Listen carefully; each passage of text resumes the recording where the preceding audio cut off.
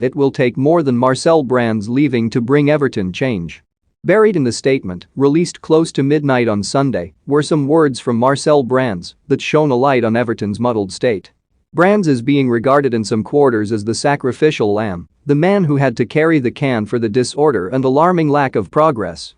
What the outgoing director of football highlighted, however, were the chasms within Goodison Park. This decision has taken some time and some consideration and was one of the most difficult I have faced in my career, said Brands. The board and I agreed that there is a clear difference in the vision and direction for this beautiful club, and, with that in mind, the decision was taken. This was no sacking. Brands was not being altruistic by walking away, but he had got to the point where he had reached the end of his tether. Everton, in the years of Farhad Moshiri, does that to people, the chaos and unpredictability making progress seem impossible.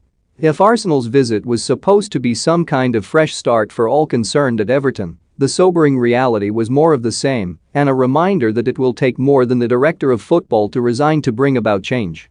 The first half of this contest told you everything about the team's current state. Yes, they were unfortunate to see Richarlison have a goal ruled out by VAR, but everything else they produced in the squall was as scruffy and unappetizing as the elements. There was a point, midway through those opening 45 minutes, when Rafa Benitez looked out at his team with a hand on his head and seemed puzzled to the point of distraction about how to make the tweaks that would take advantage of a limited Arsenal team. Moshiri, the Iranian billionaire, has put his faith in Benitez conjuring the necessary improvement in the coming seasons to transform Everton's fortunes, but to get to the level that the owner wants, the Spaniard will have to be a magician. Perhaps he is. There is something about Goodison Park that frightens the life out of Arsenal, and it has always been that way, even in the days when Arsene Wenger would bring one of the finest teams the Premier League has ever seen here. Wayne Rooney announced himself to the world in October 2002 in this fixture. Romelu Lukaku trampled all over them in April 2014, and there was a head-scrambling night in Ronald Koeman's reign in December 2016 when Everton won against the odds.